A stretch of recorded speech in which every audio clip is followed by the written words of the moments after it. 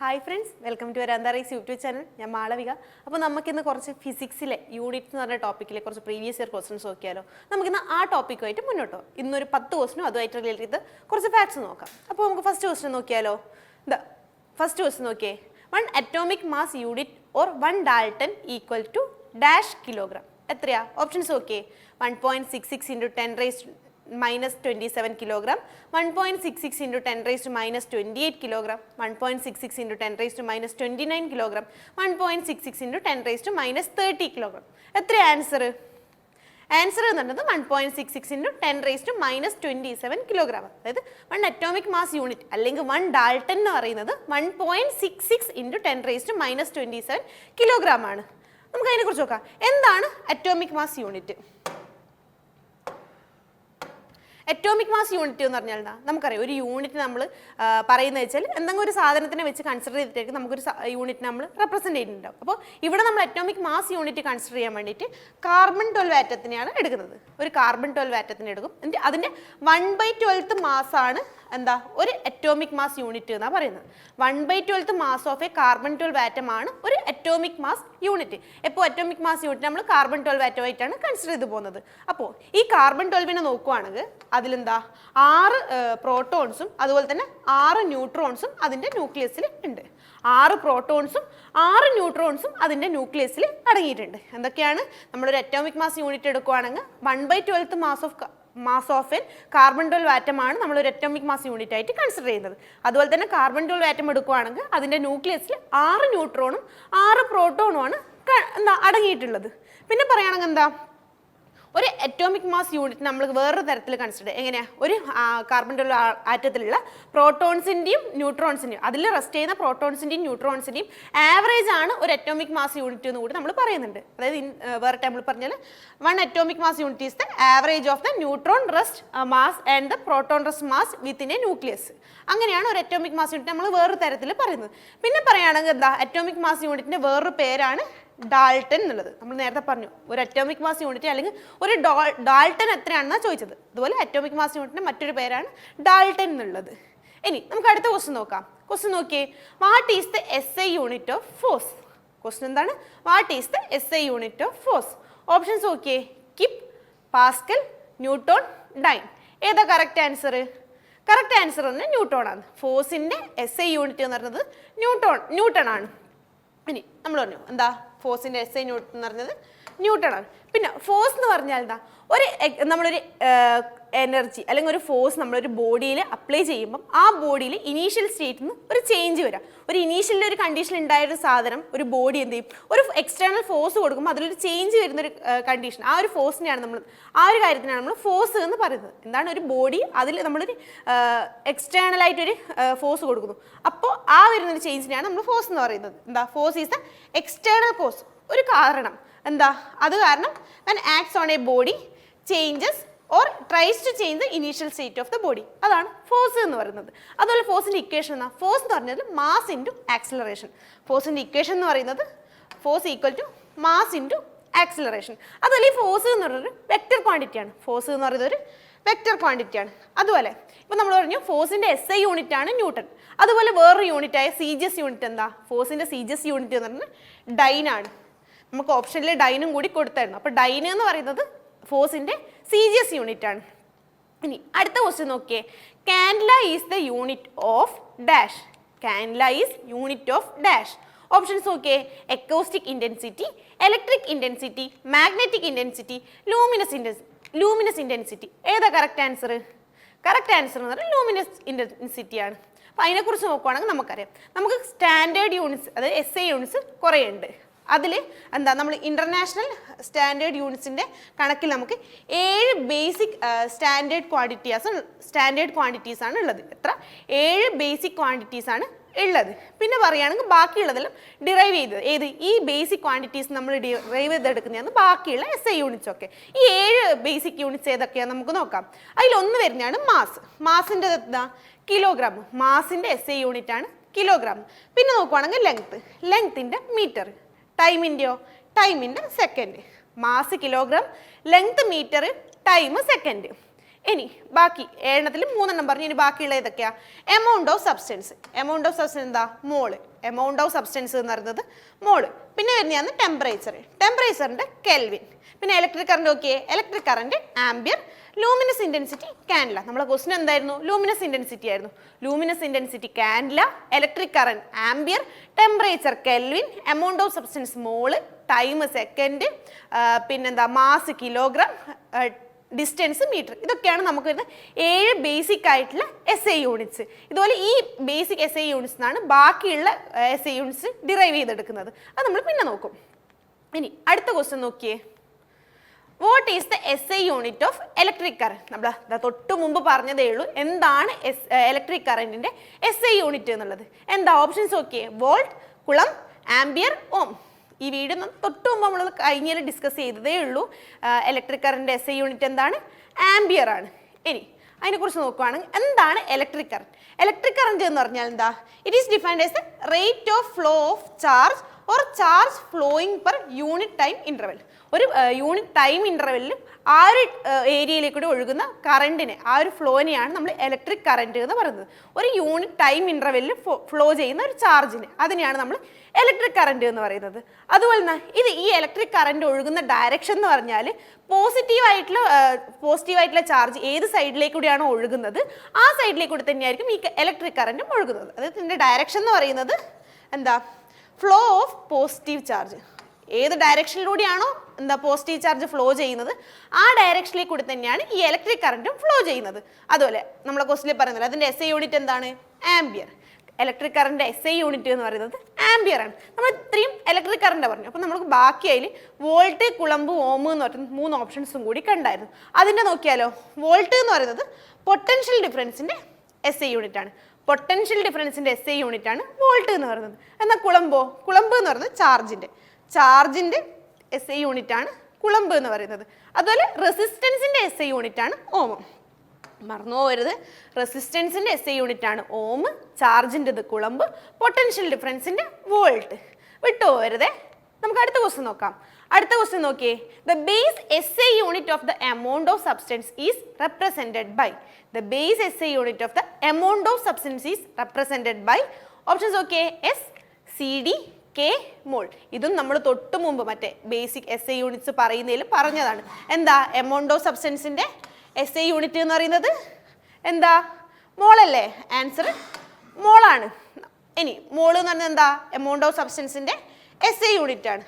അതുപോലെ നമുക്ക് international system of units ഉണ്ട്. അതാണ് SI യൂണിറ്റ്സ് തീരുമാനിക്കുന്നത്.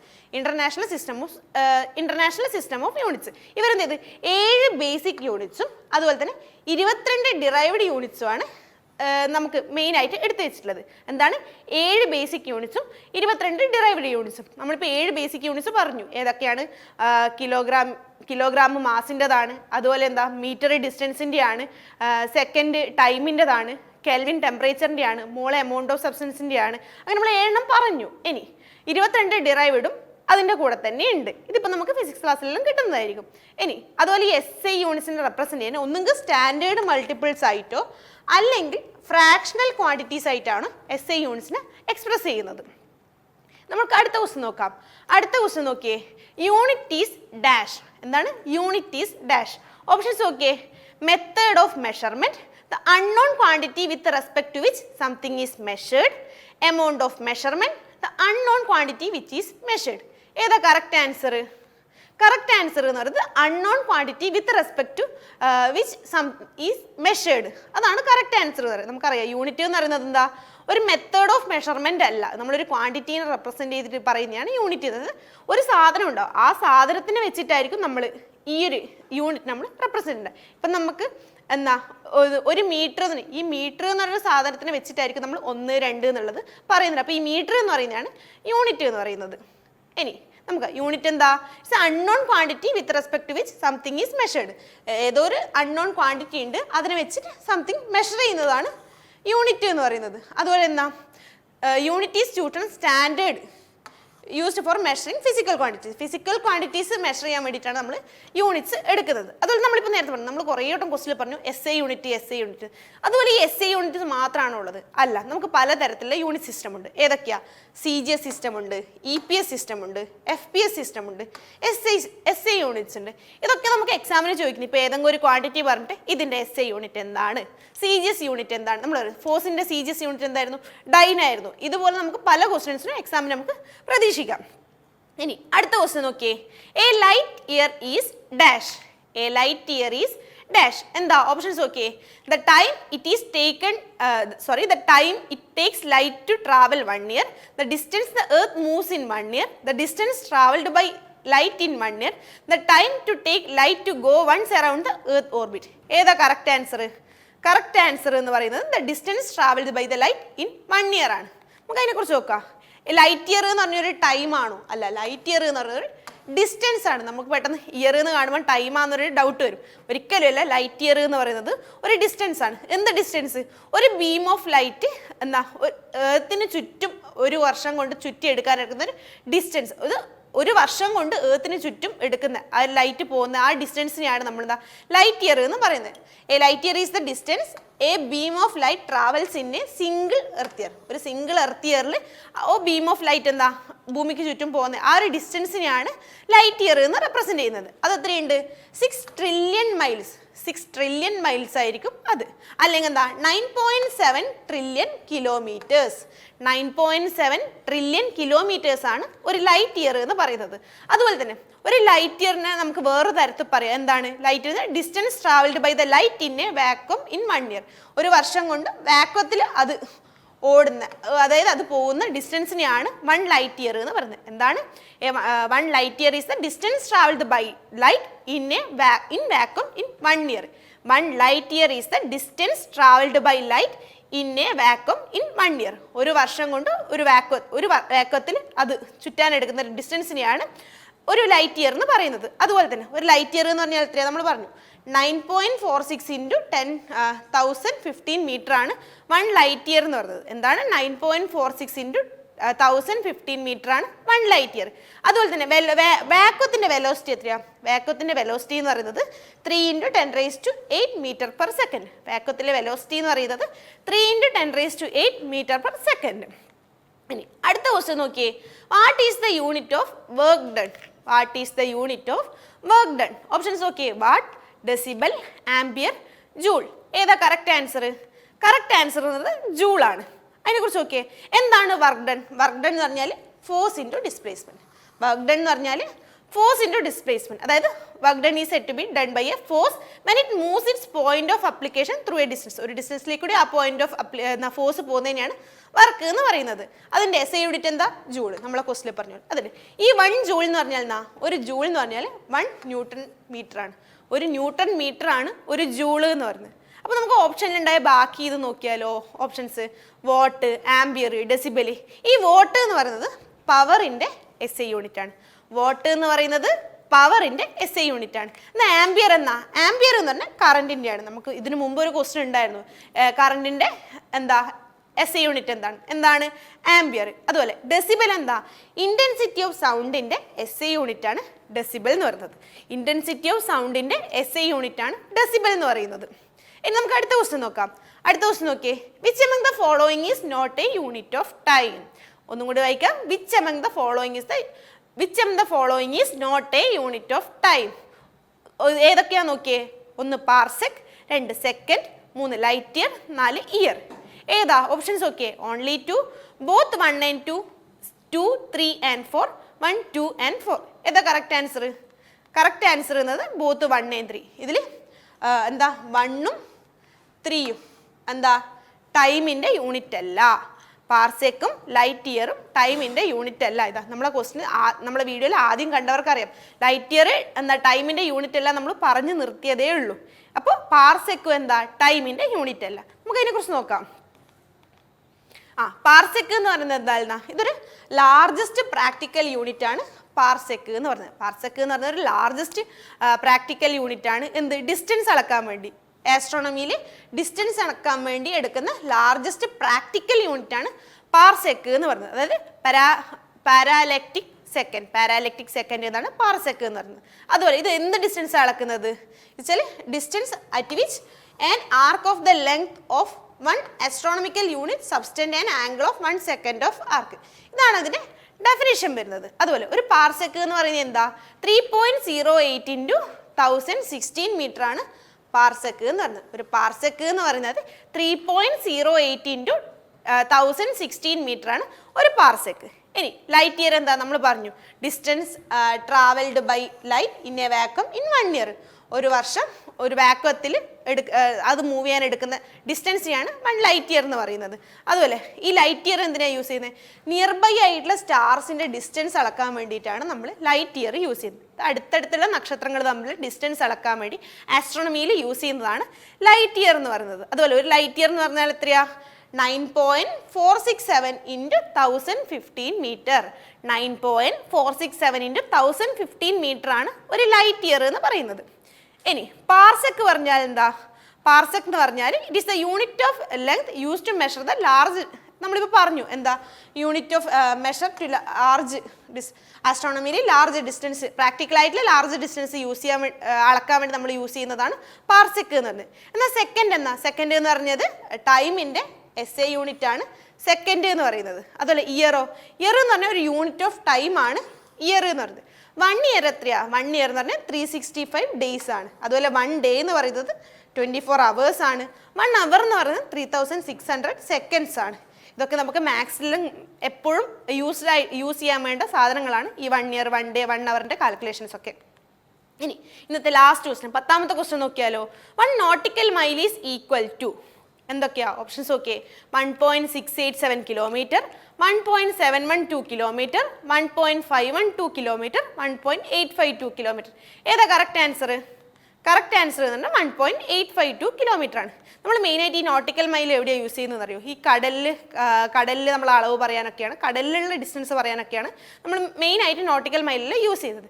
ഒരു നോട്ടിക്കൽ മൈൽ എന്താ ഒരു യൂണിറ്റ് ഓഫ് മെഷർമെൻ്റ് ആണ്. എന്തിന് ലെങ്ത് മെഷർ ചെയ്യാനുള്ളതാണ് ഒരു നോട്ടിക്കൽ മൈൽ യൂസ് ചെയ്യുന്നത്. ലെങ്ത് മെഷർ ചെയ്യാനാണ് നമ്മൾ നോട്ടിക്കൽ മൈൽ യൂസ് ചെയ്യുന്നത്. അതുപോലെ നോട്ടിക്കൽ മൈൽ എത്ര 1.852 കിലോമീറ്റർ ആണ്. 1 നോട്ടിക്കൽ മൈൽ എന്ന് പറയുന്നത് 1.852 കിലോമീറ്റർ ആണ്. അതുപോലെ നമ്മൾ ലെങ്ത്തിൻ്റെ യൂണിറ്റ് കൺസർവേഷനിൽ ബാക്കിയുള്ള കുറച്ച് യൂണിറ്റ്സും കൂടി നോക്കിയാലോ. ഒരു ആസ്ട്രോണമിക്കൽ യൂണിറ്റ് എന്ന് പറയുന്നത് എത്രയാ 14959787069 മീറ്റർ. അതാണ് ഒരു ആസ്ട്രോണമിക്കൽ യൂണിറ്റ് എന്ന് പറയുന്നത്. ഒരു ആങ്സ്ട്രോം എന്ന് പറഞ്ഞാലോ 1 × 10⁻⁻10 മീറ്റർ. ഒരു ചെയിൻ എന്ന് പറഞ്ഞാൽ എത്രയാ 20.1168 മീറ്റർ. ഒരു ചെയിൻ എന്ന് പറഞ്ഞാൽ 20.1168 മീറ്റർ. ഇനി ഒരു ഫൂട്ട് എന്ന് പറഞ്ഞാൽ എത്രയാ 0.3048 മീറ്റർ. ഒരു ഫൂട്ട് എന്ന് പറഞ്ഞാൽ 0.3048 മീറ്റർ. ഒരു ഫർലോങ്ങോ 201.168 മീറ്റർ. ഒരു ഫർലോങ് എന്ന് പറഞ്ഞാൽ 201.168 മീറ്റർ. 1 ഇഞ്ചോ 0.0254 മീറ്റർ. 0.0254 മീറ്റർ. ഒരു മൈലോ 1609.344 മീറ്റർ. 1609.344 മീറ്റർ. ഒരു യാർഡ് എന്ന് പറയുന്നത് എത്രയാ 0.9144 മീറ്റർ അല്ലെങ്കിൽ 3 ഫീറ്റ്. 0.9144 മീറ്റർ അല്ലെങ്കിൽ 3 ഫീറ്റ്. ഇതൊക്കെയാണ് എന്താ ചില ലെങ്ത്തിലുള്ള കൺവേർഷൻസ്. അപ്പോൾ നമ്മളിന്ന് 10 ക്വസ്റ്റ്യൻ ഡിസ്കസ് ചെയ്തിട്ടുണ്ട്. ഈ 10 ക്വസ്റ്റ്യൻ നിങ്ങൾ കൃത്യമായിട്ട് റിവൈസ് ചെയ്യുക. നിങ്ങൾക്ക് ഭയങ്കരമായിട്ട് ഗുണപ്രദമായിട്ടുള്ള കാര്യങ്ങളായിരിക്കും. ഈ യൂണിറ്റ് എന്ന് പറഞ്ഞ ടോപ്പിക്കിലുള്ള അത്യാവശ്യം എല്ലാ ക്വസ്റ്റ്യനും നമ്മൾ ഡിസ്കസ് ചെയ്തിട്ടുണ്ട്. ഇതുപോലെ എന്താ ബേസിക് യൂണിറ്റ്സ് എല്ലാം പഠിച്ചു വെക്കുക, 22 ഡിറൈവ്ഡ് യൂണിറ്റ്സ് പഠിച്ചു വെക്കുക. അപ്പോൾ ഇതുപോലെയുള്ള കൂടുതൽ ഫിസിക്സ് ക്വസ്റ്റ്യൻസുമായിട്ട് നമുക്ക് അടുത്ത ആഴ്ച കാണാം. അതുവരെ താങ്ക് യു.